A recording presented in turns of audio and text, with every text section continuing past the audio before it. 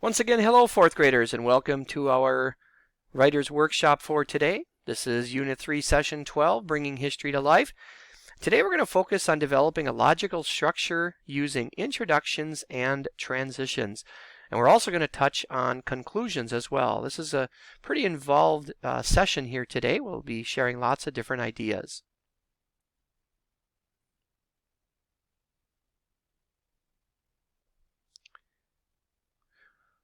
Longer and faster writing could be worse writing, and it's really important that you combine more fluency in your writing with continued, clear, organized writing.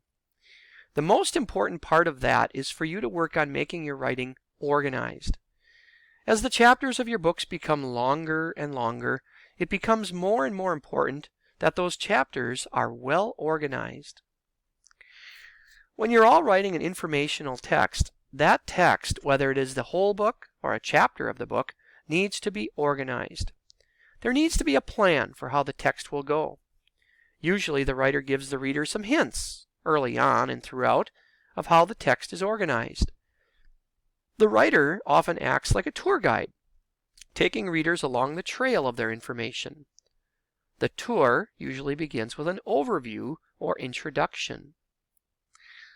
Now, imagine that a couple of new kids moved into town and joined our class. If you were to take the kids on a tour of the school, or if you're watching this virtually at your house, what main places would you take them? What would the order be, or how would the tour go? You see, when you write information texts, you are sort of taking learners on a tour of your subject. The people on your tour expect you to give them an overview early on of how the whole tour will go. They expect a version of, well, first we'll visit the wing of the school with the fun stuff, art, music, gym, and then we'll go to the 4th and 5th grade classrooms. And a bit later we'll visit the central offices where you'll need to do some of your business. Or if you're watching this and enjoying this at home, maybe you'll show them places where you are able to eat, such as the kitchen, or share fun times in the living room. And then you'll take them to bedrooms and maybe the basement and so forth. You have to have an expectation level for your overall tour. Learners expect that overview at the start of your whole book and again at the start of each chapter. What might you say at the start of the book to let people know the plan for the book? Well, listing chapters in order is probably not the best thing. To figure out what to say, we need to figure out what the underlying plan could be for the Valley Forge book. This is Jason's Valley Forge topic. Take a look at the chapters for a moment. Why are they ordered in this way? Think about that as we move on.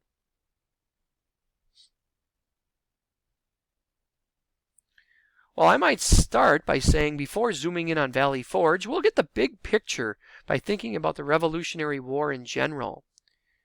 Then we'll focus on our topic.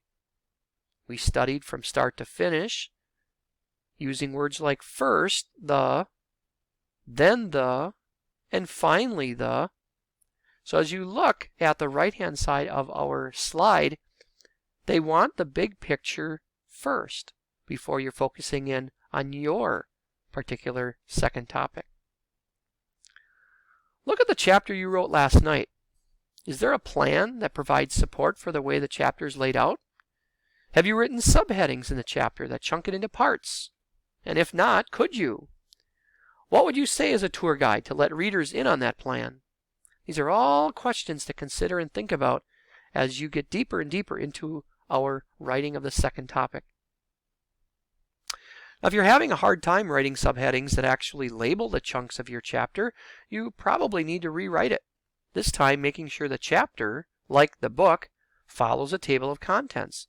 I know this is common for writers, so don't lose sleep over the fact that you might not have done that as well as you need to.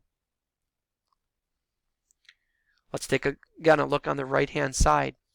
Before getting to your said topic, we first have the big picture. Then we focused on the topic. We studied this from start to finish. And again, the first, then next, and finally, those transition words, which are so very important.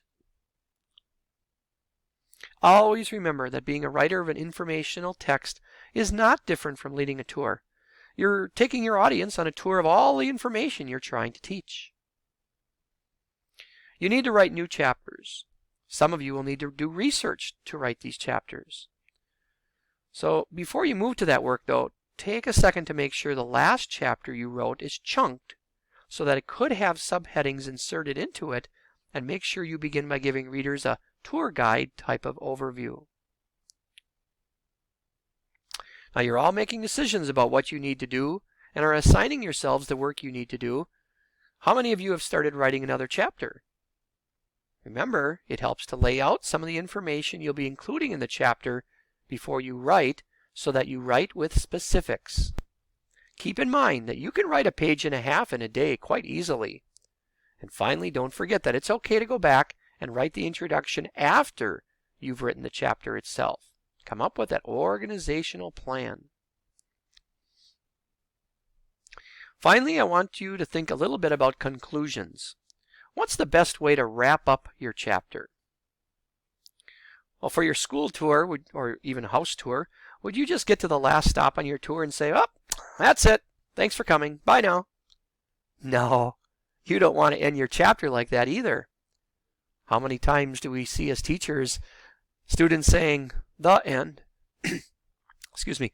No, we do not say "the end" or "bye now." Here are some options for writing a conclusion that is just as powerful as the rest of your chapter. Write a connection to the beginning of a chapter. Maybe do a sneak peek at what the next chapter will be, a little prediction. Explaining why this matters today. Or maybe you want to leave the reader with something to think about. So, as your homework for today, writers, I want you to work on your introduction, if you so choose. Otherwise, for sure, continuing your writing, and work on your conclusion. Remember, you can always come back and work on the introduction as a hook for your readers in due time. Down the road, you can always do that. But let's really develop your ideas. Also, we're also focusing today again on organization. So make sure your writing is organized. Read it over several times to make sure it's what you want to do. We'll let you get started, and good luck with your writing today as you start to formally organize your work in chapters with perhaps an introduction and maybe then a conclusion as well. Good luck.